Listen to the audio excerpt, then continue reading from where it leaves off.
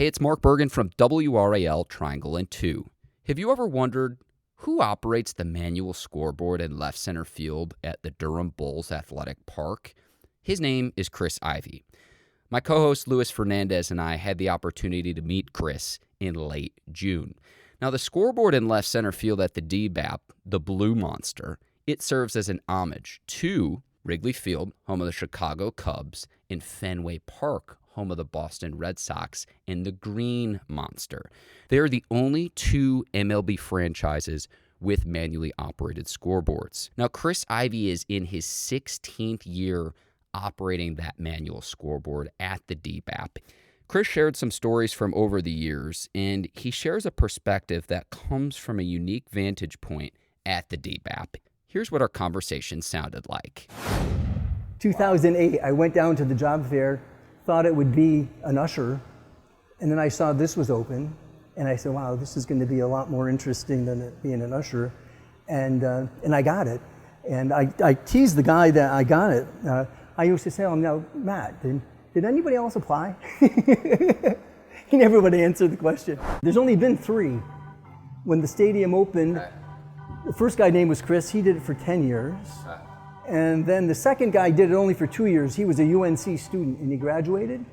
And that's when I was able to step in. I see. Yeah. I see, because I know, obviously, the Bulls played at Durham Athletic Park before the DBAP. Correct. So those 2 previous were the 2 previous here? Here, at the DBAP. Because the old park had an electric scoreboard. What inspired you when you saw, oh my gosh, there's an opening? Probably when I was like 8 years old, 9 years old.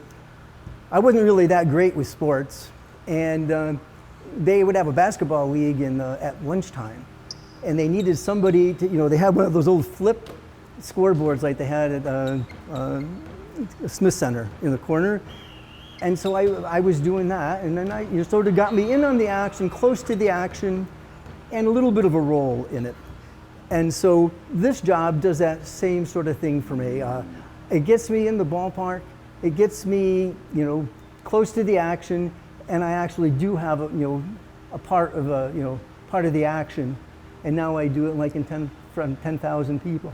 You come here, and I don't have other people, ushering and thing. I don't have. I like other people, but this is just a whole special thing for me. It's just sort of a space, and you just zone out and get to watch baseball.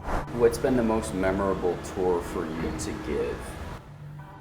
Well, I had one yesterday that was pretty exciting. I was talking about looking for somebody to bring back. I usually look for dad and one of the kids, or the mom and one of the kids.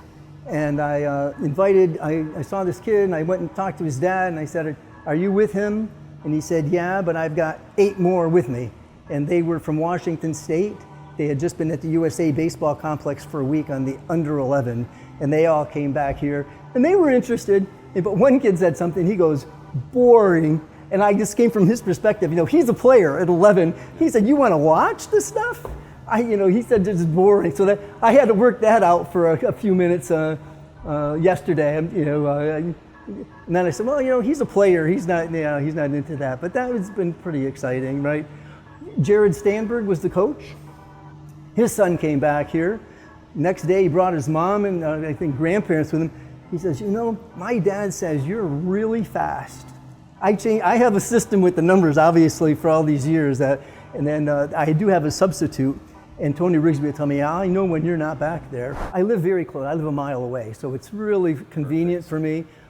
Last weekend, I brought my 5-year-old granddaughter back here for the first time. She had her little stuffy woolly bull.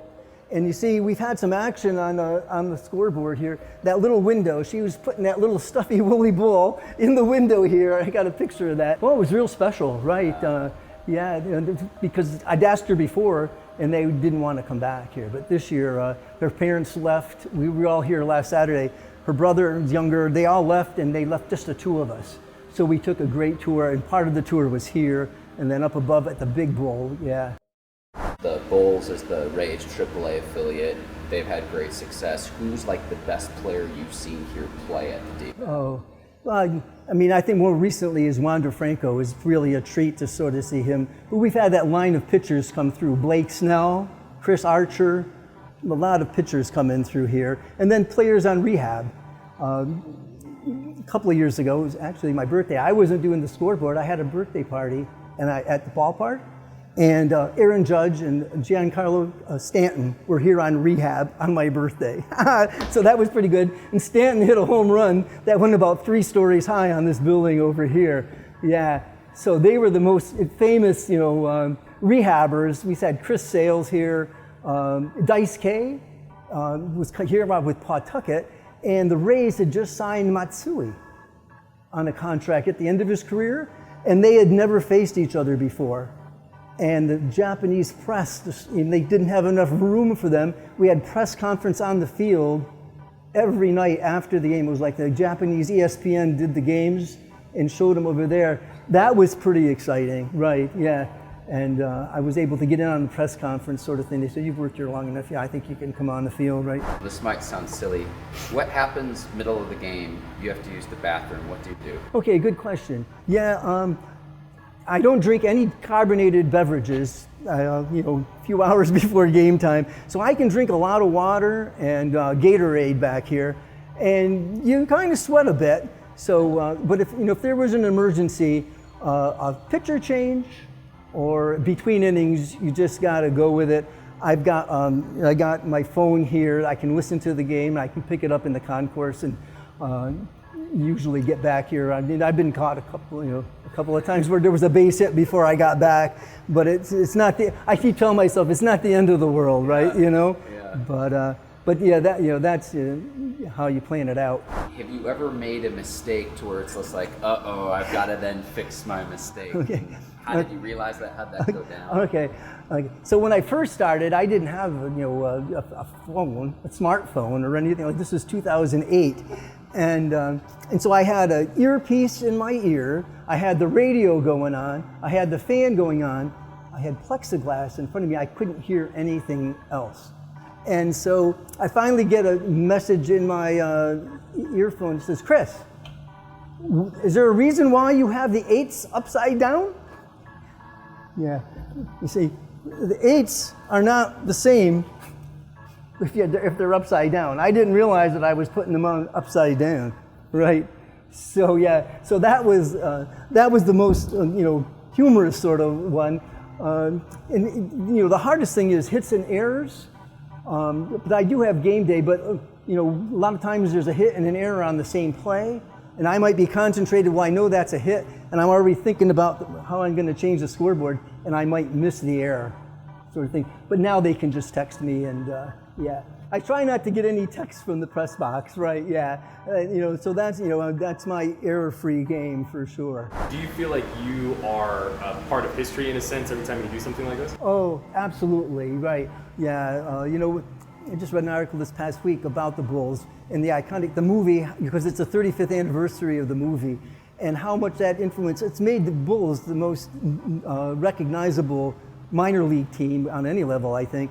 But then this is AAA, and the level of baseball that we get to see is pretty amazing. What are those little things that make this special that you wouldn't really understand unless you're sitting here? Well, for me, I think, I mentioned earlier, just never really being much of a participant in sports. Just to be here and to have this involvement, with this level of baseball, is just, it gives you a sense. It's sort of like my little league. Yeah, it feels like I'm playing in the little league. Yeah, yeah. And by myself, and just. Yeah, so that makes it, that's how you do it for 16 years, right? Yeah, I wouldn't trade it for anything, right? Yeah. Many thanks to Chris Ivy for the interview. I also want to thank Andrew Green with the Durham Bulls. Thanks also goes to my co-hosts Luis Fernandez, Jason Jennings, and Jody Glusko. I hope all of you have terrific 4th of July holiday weekends. My name is Mark Bergen. This has been another edition of WRAL Triangle and 2. We will see you next week. Until then, take care, and so long, everybody.